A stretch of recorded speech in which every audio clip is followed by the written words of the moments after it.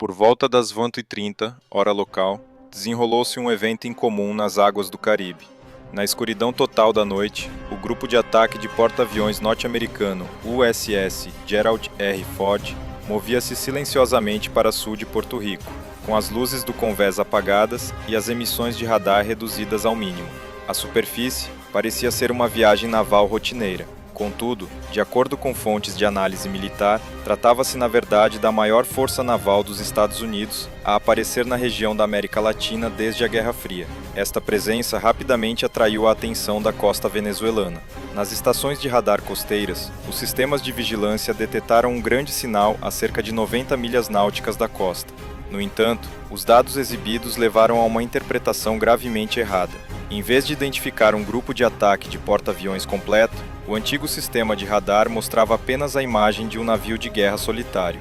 Com base nessa interpretação, os comandantes venezuelanos rapidamente tomaram uma decisão de resposta.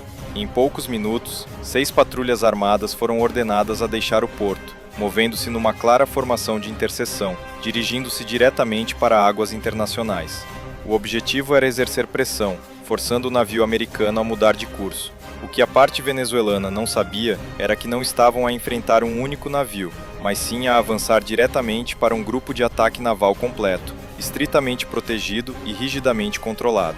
A partir deste momento, um confronto naval, tenso, mas sem disparos, tinha oficialmente começado. De acordo com os dados operacionais registados, o primeiro sinal de que a situação estava a ficar tensa não veio do mar, mas sim dos ecrãs de radar do grupo de ataque do USS Gerald R. Ford. Não muito depois de a formação americana ter estabilizado a sua rota, 6 pequenos sinais apareceram na extremidade nordeste da área de vigilância. Inicialmente, estes sinais foram avaliados como sendo patrulhas costeiras normais. Contudo, num curto espaço de tempo, as suas trajetórias mudaram visivelmente. Os traços de radar encurtaram a distância, viraram para dentro e começaram a convergir, formando um padrão de movimento organizado. No ecrã tático, esta formação rapidamente se tornou visível como uma seta a apontar diretamente para a rota prevista do porta-aviões americano. A causa desta situação foi identificada como o antigo sistema de radar costeiro JY-11B da Venezuela. Com uma fraca capacidade de discriminação de alvos a longa distância, este sistema comprimiu todos os sinais do grupo de ataque do porta-aviões americano na imagem de um único navio de guerra. Acreditando estarem a enfrentar apenas um contra-torpedeiro, os comandantes venezuelanos aprovaram o envio de 6 patrulhas de alta velocidade, movendo-se a mais de 30 nós. O objetivo desta manobra não era observacional, mas sim criar uma pressão deliberada a fim de forçar o navio americano a reagir ou a mudar de rumo em águas internacionais. No entanto, essa decisão foi tomada com base numa avaliação gravemente errada, quando, na realidade, à sua frente estava um grupo de ataque naval completo. À medida que a distância entre as duas partes diminuía, os dados de radar mostraram que a formação das 6 patrulhas venezuelanas já não se movia de forma dispersa. Em vez disso, mantinham uma formação apertada em forma de seta, com um navio no eixo central e os 2 pares de navios restantes posicionados em ambos os lados, a uma distância igual. Todos aceleraram para 30 a 35 nós, deixando longos e retos rastros de onda atrás de si. De acordo com a avaliação do lado americano, esta não era uma ação de monitorização ou observação normal. Os navios venezuelanos não se desviavam, mas mantinham o seu ângulo de aproximação, avançando diretamente para a rota prevista do grupo de ataque do porta-aviões. Isto indicava uma intenção organizada de exercer pressão, e não um mal-entendido aleatório no mar. Quando os navios venezuelanos ultrapassaram a marca das 20 milhas náuticas, um limiar psicológico importante para porta-aviões de grande porte, o nível de tensão aumentou visivelmente. A esta distância, um porta-aviões com mais de 100 mil toneladas dificilmente conseguiria mudar de rumo ou acelerar subitamente sem enviar um sinal claro ao adversário. No entanto, os sistemas de aviso de colisão não foram ativados, indicando que os navios venezuelanos estavam deliberadamente a manter uma trajetória de aproximação precisa. Os navios de escolta americanos começaram a intensificar a vigilância, atualizando continuamente os dados sobre a velocidade, direção e formação da parte venezuelana. Estes parâmetros confirmaram que se tratava de uma situação de confronto deliberado, com a formação em seta a ser mantida estável e sem sinais de recuo. À medida que a formação em seta da Venezuela continuava a aproximar-se e a ultrapassar a marca das 15 milhas náuticas, o equilíbrio da situação começou a mudar. Do estado de vigilância passiva, o grupo de ataque do porta-aviões americano passou para um controlo ativo não escalante. A primeira ação veio do contra-torpedeiro USS Thomas Hudner, que mantinha uma posição à frente e lateralmente em relação à formação de proteção do porta-aviões. De acordo com o registro, o USS Thomas Hudner aumentou a potência, ajustou a proa e cortou diretamente a linha de aproximação da formação venezuelana. Esta é uma manobra que os especialistas chamam de bloqueio suave, não provocadora, mas suficientemente clara para reconfigurar o espaço operacional. Ao posicionar-se no eixo central entre os navios venezuelanos e o porta-aviões, o contra-torpedeiro americano forçou o adversário a escolher, ou continuar a avançar e revelar as suas intenções, ou mudar de rumo e cessar a pressão.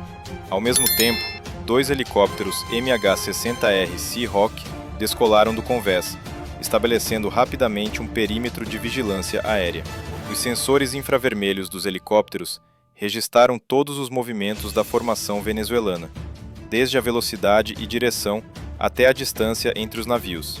Os dados foram transmitidos diretamente para o centro de comando tático, garantindo que nenhum movimento fosse ignorado. Embora as medidas de controlo tivessem sido implementadas, o lado americano manteve a calma. Não houve avisos por rádio, nem manobras publicamente ameaçadoras. No entanto, a mensagem tática foi claramente transmitida. A rota do porta-aviões era inegociável. Quando a distância entre as duas partes diminuiu para menos de 10 milhas náuticas, o confronto entrou na fase mais tensa. A formação venezuelana manteve alta velocidade sem diminuir o ritmo, mostrando que já não era uma questão de distância, mas sim um teste de vontade. No mar, qualquer pequena mudança neste momento tinha um significado estratégico.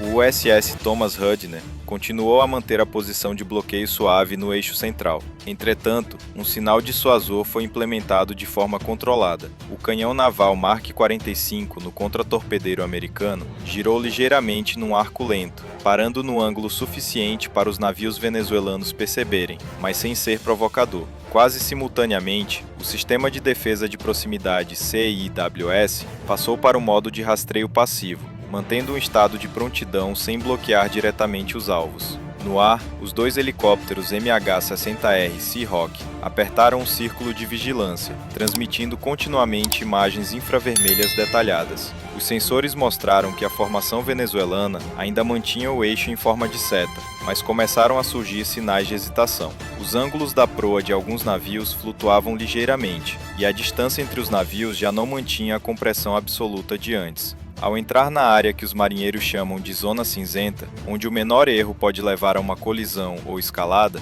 a velocidade dos navios venezuelanos começou a diminuir gradualmente. De mais de 30 nós, os indicadores caíram para mais de 20 nós e continuaram a diminuir. A formação em seta alargou-se gradualmente, mostrando que a decisão de recuar tinha sido tomada.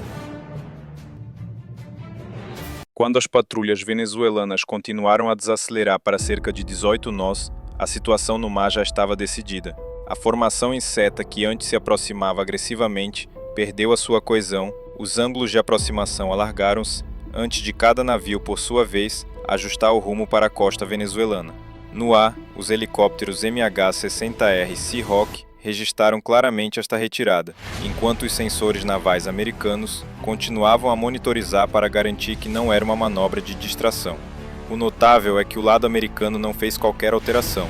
O grupo de ataque do porta-aviões USS Gerald R. Ford manteve a mesma velocidade, direção e formação de antes do confronto. Não houve avisos adicionais, nenhuma nova mensagem de rádio, nem ações que demonstrassem vitória. Todo o encontro terminou sem um único disparo, sem uma única colisão, apenas com disciplina de formação e controle da situação. De acordo com a avaliação dos especialistas, este evento mostra que o poder no mar não provém apenas do poder de fogo, mas também da capacidade de manter a posição sob pressão, especialmente em áreas legal e estrategicamente sensíveis, como as águas internacionais. Uma pequena anomalia de radar quase levou a situação a ficar fora de controle, levantando grandes questões sobre os riscos das decisões tomadas na escuridão e sob pressão política. Se um tal mal-entendido pode levar a um confronto perigoso, o que acontecerá quando a distância for ainda menor e o tempo de reação ainda mais limitado? E nos próximos encontros, será que as partes conseguirão manter a mesma contenção? Não se esqueça de subscrever o canal para continuar a acompanhar e a compreender melhor os confrontos silenciosos no mar, onde uma única pequena decisão pode alterar a dinâmica global.